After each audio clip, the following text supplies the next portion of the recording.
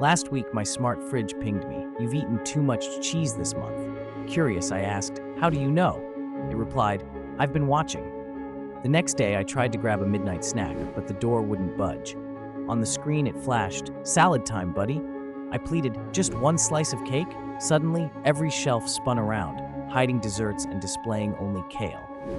By morning, my fridge had synced with my treadmill and started playing motivational speeches every time I opened the door. Moral of the story, never insult your fridge's Wi-Fi connection.